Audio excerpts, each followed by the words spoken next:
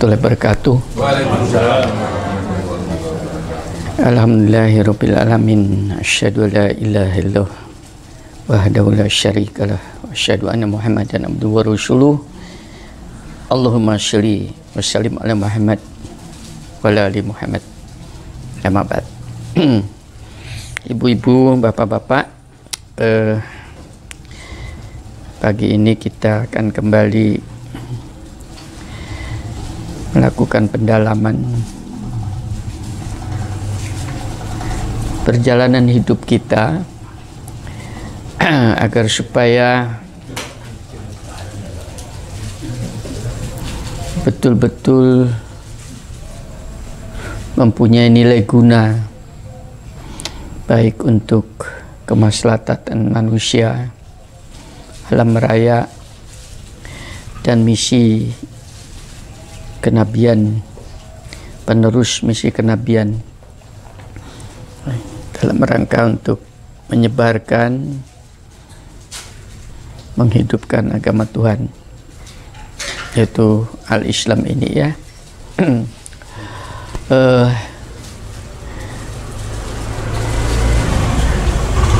Saya terus terang saja bersyukur kepada Ilahi bahwa kajian Bima Sakti ini nampaknya lebih efektif lewat YouTube, karena followernya itu, jamaahnya itu sudah puluhan ribu. Sekali saya mengupload YouTube, yang kemarin tuh YouTube hasil kajian kemarin ya, yang di Bima Sakti itu saya edit dalam 2 hari. Saya lihat tadi saya berangkat itu, saya lihat udah 10.000 lebih yang melihat ya, dan komennya bagus-bagus. Saya cari di antara gitu nggak ada jamaah yang nah, sehingga kalau lihat seperti itu, untuk saya sebetulnya tanpa harus ada kajian begitu saja saya bisa men-shooting sendiri, upload ke YouTube, selesai, didengar banyak orang. Sampai ada komentar itu di dalam YouTube, lihat jamaahnya tuh, saya gergeten katanya gitu ya. Itu gergeten ya lihat jamaahnya itu. Wong materinya yang disampaikan begitu luas, begitu ilmiah, tapi jamaahnya istilahnya itu apa ya, pelangap longo gitu ya. Lo itu di YouTube loh, saya bingung sungguh. Makanya ada beberapa orang yang saya juga kemarin saya SMS, cukuplah Anda untuk sementara nggak usah ikut kegiatan kajian Bima Sakti. Saya beneran saya katakan begitu, karena apa? Karena masih ubud dunia ya, untuk perhitungan saya itu masih kepada keduniaan. Karena ini kajian ini adalah kajian betul-betul untuk menghidupkan agama Tuhan, sehingga memerlukan sebuah pengorbanan. Evaluasi saya itu adalah berdasarkan respon jamaah terhadap apa yang saya sampaikan. Respon itu apa bahasa Indonesia? Tanggapan ya. Tanggapan itu. Jadi tanggapan sejauh mana? Karena saya gelontor dengan banyak pengetahuan begitu. Kalau kemudian tidak ada sebuah reaksi, itu saya anggap belum masuk gitu ya. Justru di dalam situ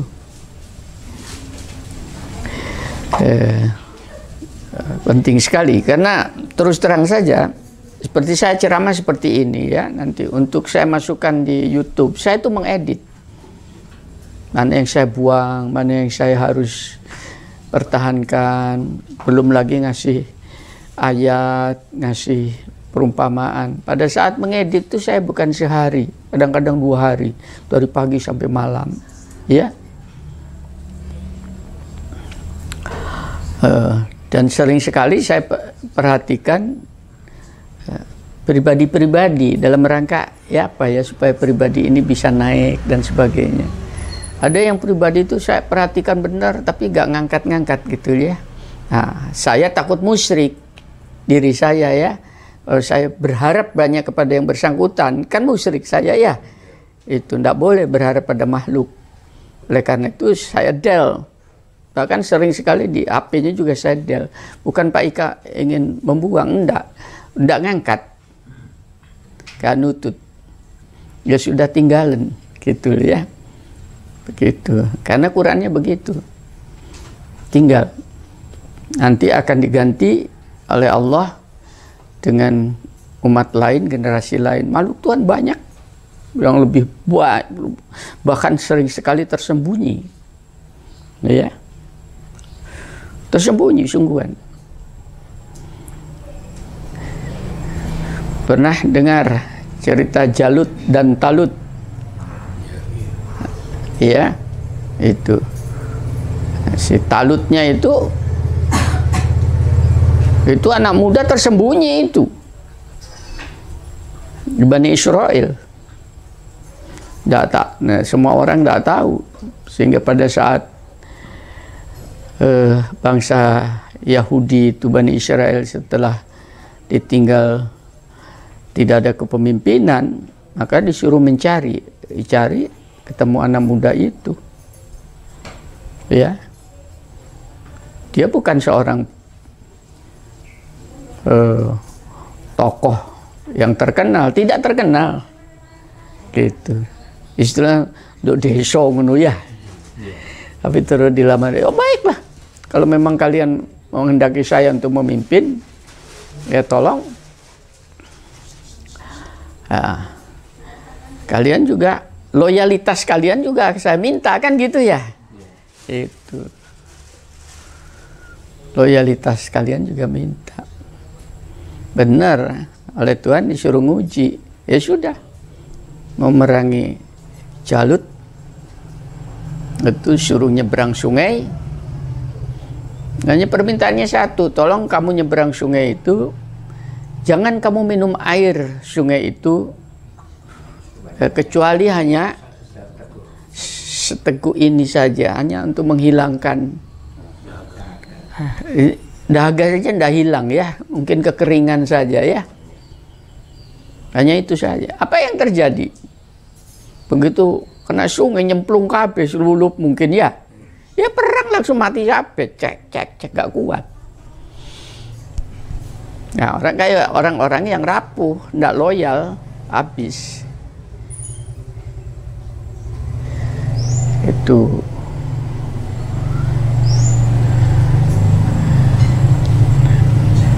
Makanya saya sering sekali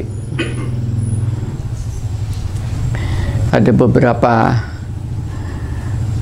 mungkin tempat saya tutup juga dalam rangka karena respon tidak ada. Dulu Singosari ya? Iya. Pernah. Singosari gabunglah dengan Malang. Karena selain jalan ke situ macet, pulang pergi. Orangnya didatang responnya juga tidak ada. Wah, menghabiskan umur saya. Iya, nggak ngangkat gitu. Istilahnya itu bukan pada makom masyarakat dan bukan pada makom kenabian, nggak ngangkat. Di mana lagi itu yang di Pari ya? Pari kurang apa saya? Pari Kediri, hampir 1 tahun mungkin lebih ya. 1 tahun malam itu saya. Iya. Kadang-kadang sampai rumah itu jam 12 malam, jam 1. Belum lagi kalau sudah hujan ya. Itu liku-liku lewat gunung itu ya. Saya telatannya pertama. Tapi saya coba juga seperti Talut ya. Talut mencoba itu tadi. Ya apa? Ya sekali-kali lah kalian ke Malang, saya ke sini ke Malang. Gak ada yang datang juga ke Malang. Pak Ikannya disuruh, akhirnya saya ke sana hanya jadi tanggapan kan. Kan bukan tuntunan ya. Jadi dia kayak wayang itu nanggap dalang gitu loh ya. Bukan itu saya. Nek dalang nggak dibayar ya. Kok Pak Ikara nggak dibayar? Nah itu. Nggak, saya melihat nggak ngamper, nggak ngangkat. Ya nggak ngangkat ya saya tinggal. Nah itu untuk melihat respon itu bagaimana, sejauh mana respon orang itu tadi adalah dengan melihat tadi. Karena saya ini adalah pengetahuan yang saya sampaikan, maka saya menunggu adanya pertanyaan-pertanyaan dari jamaah gitu loh ya. Makin banyak pertanyaan, berarti apa yang saya sampaikan mengena kan? Kan bisa dia mengerti, bisa dia juga sewot, bisa dia juga belum paham kan ya, macam-macam. Kalau dilemparkan kemudian tidak ada respon, ya untuk saya kurang efisien lah ya. Harus dijadikan, dijawatahkan. Karena saya percaya dengan ada sebuah pepatah, indah sekali pepatah itu. Jika kita tidak berbuat salah, ya, artinya banyak berbuat kebaikan kan gitu ya. Maka dunia bisa kita jadikan surga yang indah. Loh, kan enak ya kata-katanya. Jika kita tidak berbuat salah, maka dunia bisa kita jadikan surga yang indah.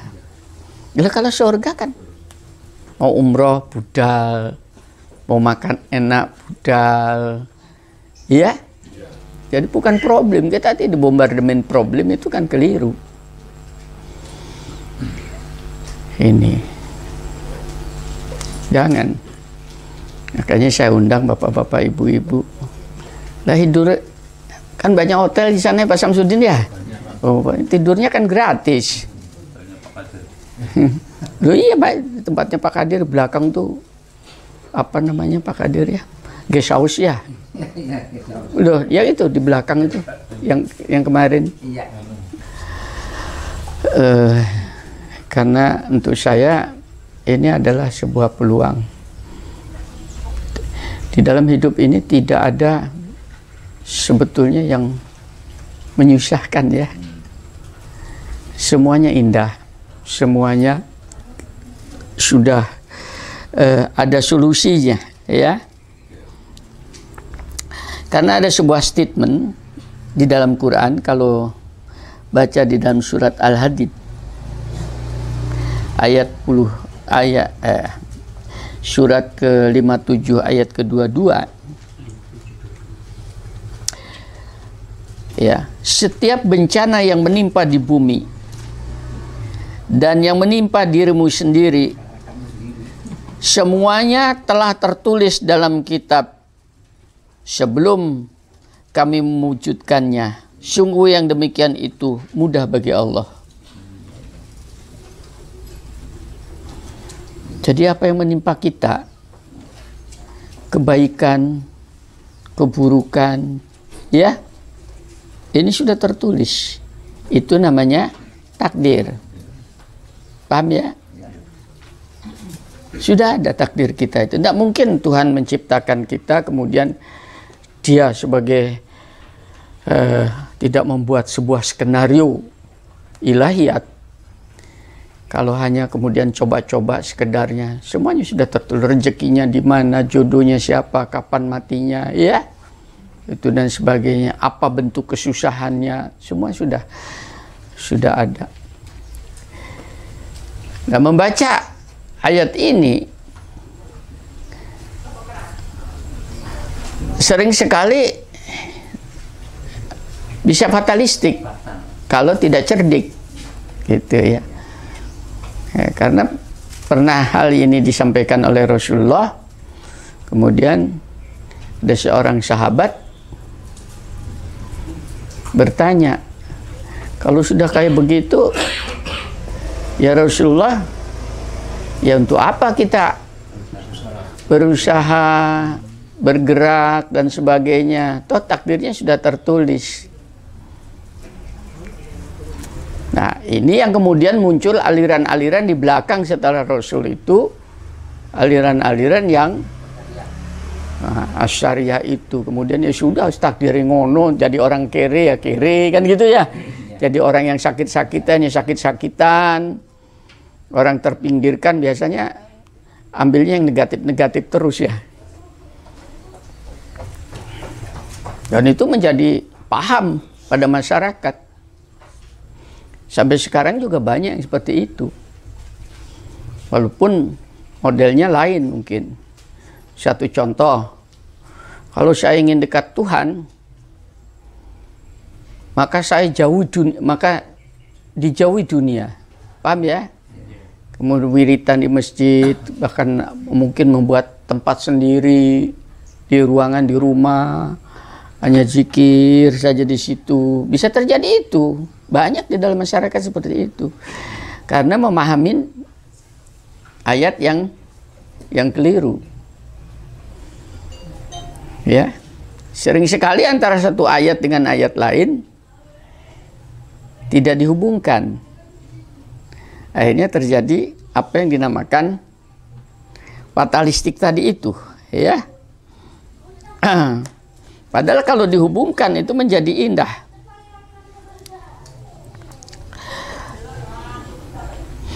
Karena apa yang dibaca oleh Pak Samsudin tadi di dalam surat Az-Zumar, ya, yang ke-39-nya, ayat ke-39, Az-Zumar surat ke-39, ayat ke-39-nya, itu dikatakan,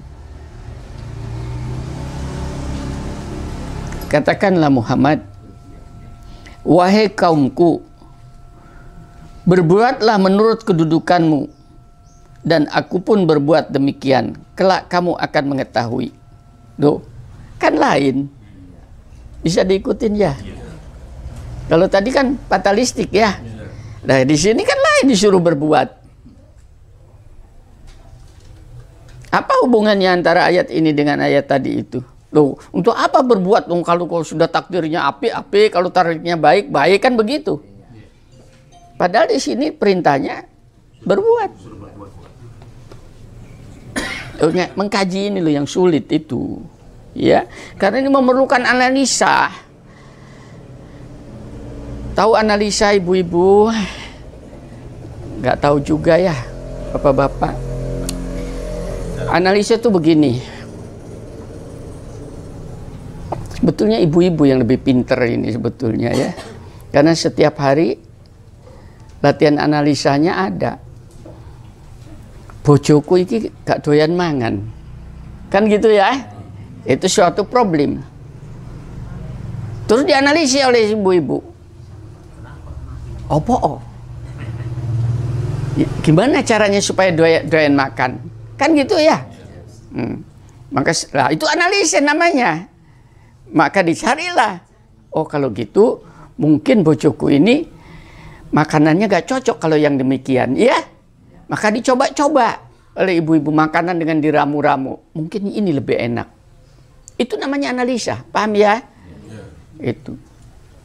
Sederhana saja. Nah, dihidangkan. Dan begitu, loh, kok rakus bojoku ini? Oh, sak panci entek dhewe ya. Lali si masak ya. Nah, dianalisis.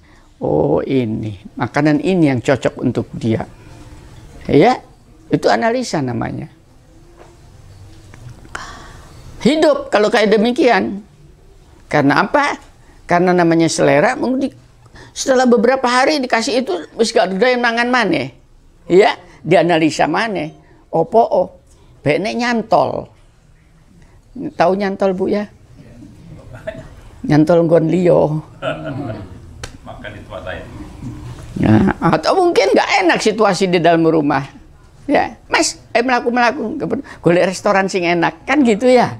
Lah itu namanya analisa. Gak ono duit Pak. Wah, salah Bu. Kalau analisa tidak ada duitnya, itu analisa salah. Halo. Angel ya iki ya.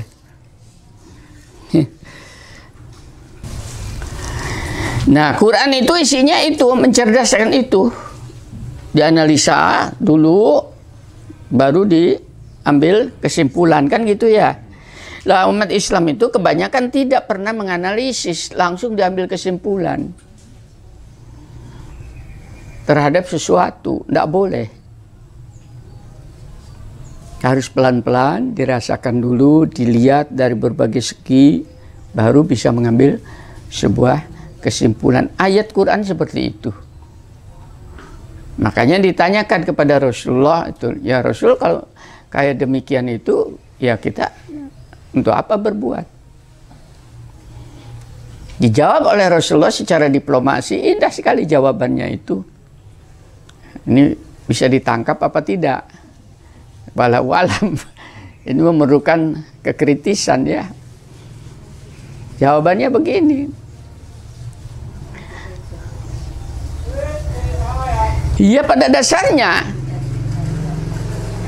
takdirnya seseorang itu, apa takdir baik atau takdir buruk, tergantung apa yang kamu lakukan. Paham ya? Cocok enggak, ngemet enggak dengan ayat tadi? Berbuatlah tadi itu. Kalau kamu di dalam dunia ini senang melakukan yang baik-baik, itu takdirnya mesti mendapatkan kebaikan dari Allah. Itu indikator dalam bahasa-bahasa saintifik, bahasa ilmiah. Indikasi bahwa yang bersangkutan itu takdirnya insya Allah baik.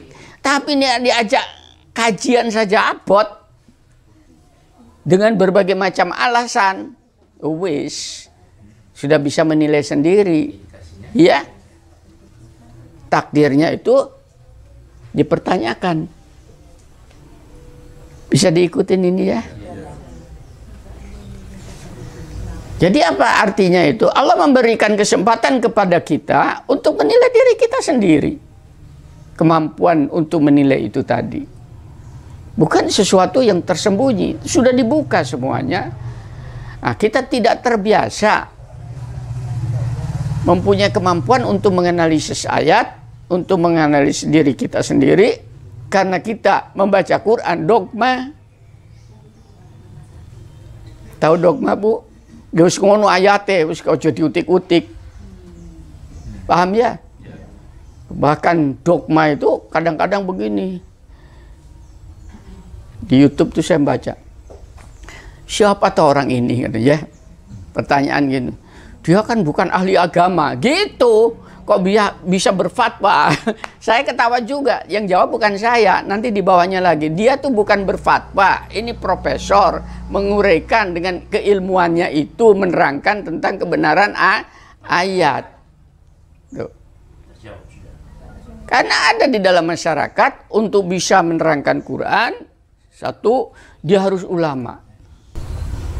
Nah, kalau ulamanya kemarin ulama yang ngajak demo kayak demikian. Ya umat jadi sesat gak karu-karuan. Kalau saya katakan itu. Karena tidak ada soal ahli ilmu. Ya, ulama itu kan ilmuwan atau ahli ilmu. Ya. Karena dia ilmuwan, ahli ilmu, mengetahui ilmunya luas, maka dia menjadi seorang yang alim. Makanya ada istilah alim ulama. Bisa menjadi alim itu pengertian jadi tunduk, menjadi taat, menyerah, ya, takut, ya, membuat kerusakan dan sebagainya, itu alim ulama. Karena pengetahuannya itu tadi spektrumnya luas, analisis. Itu. Jadi bukan dogma. Kalau kasus ini mau demo lagi ya. Kalau kasus yang kemarin di mana, di Jakarta ya. demo yang besar-besaran itu tadi. Kalau betul-betul dia seorang alim, seorang ulama, dia akan menganalisis secara luas dampak daripada kerusakan untung rugi dengan mengerahkan massa yang demikian besar. Harusnya malu, sungguh harusnya malu. Di mana letak malunya? Loh, musuhi satu orang tuh loh, namanya Ahok, mengerahkan jutaan orang izin di sini. Itu besar pasak daripada tiang. Istilah nembak laler kalau mitra apa? Iya loh. Nah, disitulah ibu-ibu, bapak-bapak harus bisa menganalisa tadi ya.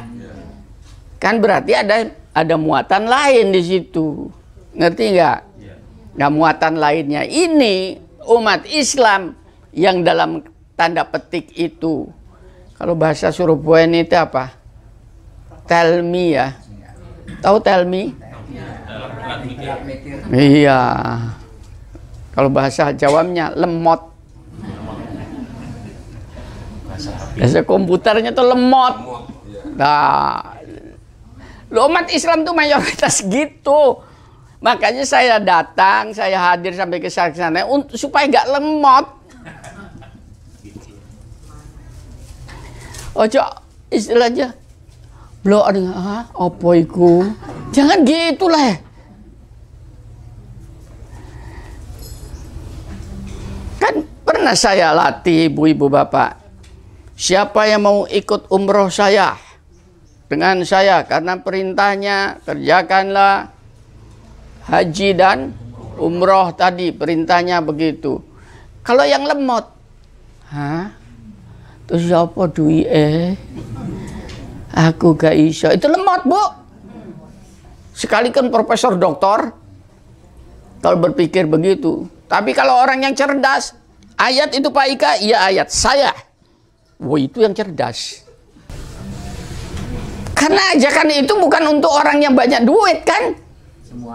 Semuanya ajak Muhammad mereka untuk melakukan haji dan umroh. Niscaya mereka akan datang dari tempat jauh dengan merangkak. Iya, dengan ya berarti kan bukan orang kaya. Apa yang ada kendaraannya di situ yang dia datang itu? Kendaraan apa itu? Bukan kendaraan tauhid.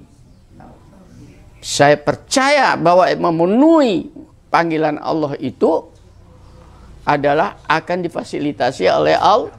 Makanya seruannya labbaika Allahumma labbaik. Kan gitu ya. Aduh, nanti ya malam minggu ya di rumah. Supaya punya semangat.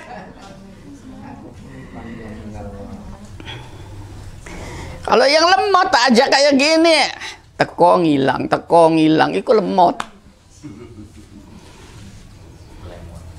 Gak ngangkat. Ya. Tuh pada waktu ngilang pun ndak akan jadi kaya. Betul? Ndak akan jadi terkenal, ya pancet ae wong ngono wae. Ya. Tapi pada saat punya semangat untuk menghadiri tadi, maka dunia akan serasa surga. Tergantung kita tadi berbuat. Kan begitu tadi. Ya. Ayat yang dibaca Pak Samsudin. Wahai kaumku, berbuatlah kamu menurut kedudukanmu. Aku pun berbuat demikian. Kelak kamu akan mengetahui. Itu artinya atas dasar respon ajakan terhadap panggilan Tuhan itu tadi, kita tidak tahu di balik itu.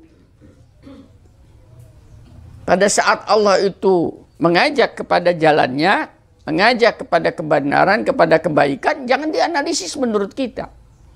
Makanya metodenya itu bukan metode analisis itu pada ajakan itu. Metodenya apa? Iman. Bukan, iman sudah jelas. Sami'na. Itu metodologi sebetulnya.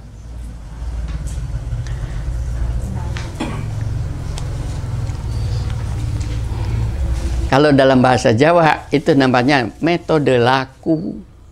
Tahu laku? Quran isinya selain dia sumber kognitif tadi dengan pemikiran-pemikiran itu tadi, afektif, juga psikomotorik, itu namanya laku, dilakukan, berbuat saja terhadap segala sesuatu itu. Insya Allah tadi disebutkan Allah akan memberikan jalan kemudahan, ya. Dan barang siapa diberi petunjuk oleh Allah, kan begitu ya, 37 Pak Sam, maka tidak seorang pun yang dapat menyesatkannya. Apa itu ayat itu pengertiannya?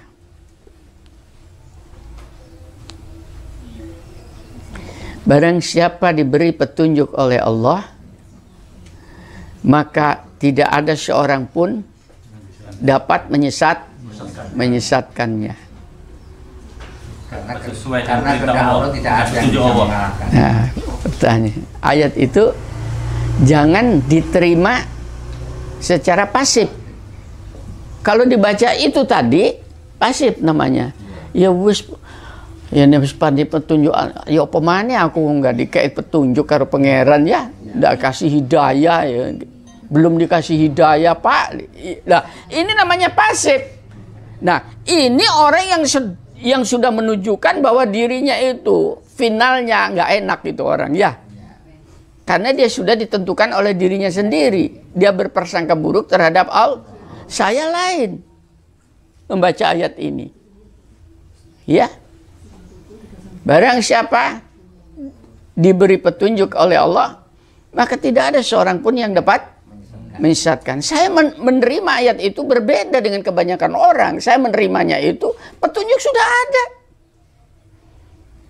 Halo? Sudah ada belum petunjuknya? Sudah ada. Salah satu di antaranya petunjuknya itu adalah kita masih hidup sih. Itu petunjuk bahwa kita itu kepetrapan misi, kepetrapan tugas, kepetrapan fungsi dari Tuhan, yaitu untuk mengejawatakan konsep-konsep Tuhan, untuk memelihara bumi seisi. Itu kan tugas manusia. Itu petunjuk. Makanya begitu masih punya usia itu tadi, petunjuk, lupa, saya usia sudah tua kayak demikian, saya tidak ada pengetahuannya, jadi tambah dong.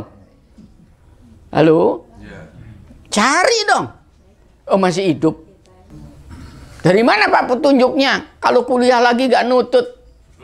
Ya, kuliah itu kan hanya formal untuk anak-anak. Kalau untuk orang tua gak kuliah. Dari sesama hidup, dari alam sekitarnya, interaksi sama kami, kita disuruh bersilaturahim kan? Bahkan di Quran itu sendiri adalah petunjuk. Ini bukan main isinya. Ya. Makanya tidak boleh doktrin. Saya kemarin khutbah di Fakultas Pertanian. Orang Islam itu mudah sekali emosional. Dia sulit sekali untuk membedakan bagaimana cara membela Tuhan, membela agama Allah, membela misi kenabian. Mohon maaf. Quran ini dihina, dicaci. Paham?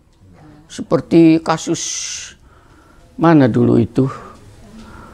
Salman Rushdie ya. Satanic verses. Yaitu ayat-ayat setan. Dia mengatakan begitu. Salman Rushdie. Iya, Salman Rushdie. Ya, langsung membuat fatwa hukum mati. Paham? Ayatullahnya mati, Salman Rushdie-nya masih hidup. Ya. Kan hampir sama dengan yang sekarang ini ya. Menghina Al-Quran. Sudah ada di dalam hukum mati. Kan begitu ya. Kemarin. Lu sungguh udah di dalam video itu, di dalam demo itu ada yang mengatakan kayak demikian. Itu untuk saya dogma. Karena pada dasarnya Al-Quran ini sekalipun dihina tidak akan terhina. Allah itu dicaci, dia tidak akan tercaci. Dia tetap mulia. Nabi Muhammad itu dinista, buktinya sejarah sudah jelas, diperangi dan sebagainya, tetap mulia nabinya ya. Ya, orang yang mencaci, orang yang menghina, orang yang mencapak, itu justru dia di dalam kehinaan. Tanpa kita harus cancut tali wondo untuk menghancurkan yang bersangkutan, dia akan hancur sendiri. Iya. Justru kalau Anda atau kita itu punya pengetahuan banyak, datangi dong orang-orang kayak demikian, dikasih pemahaman. Ngerti nggak?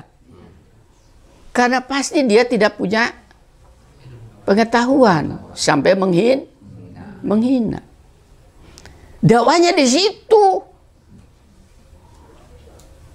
Dakwah Quran itu di situ. Kita menyampaikan kepada orang yang belum mengerti tentang pengetahuan itu, sampaikan.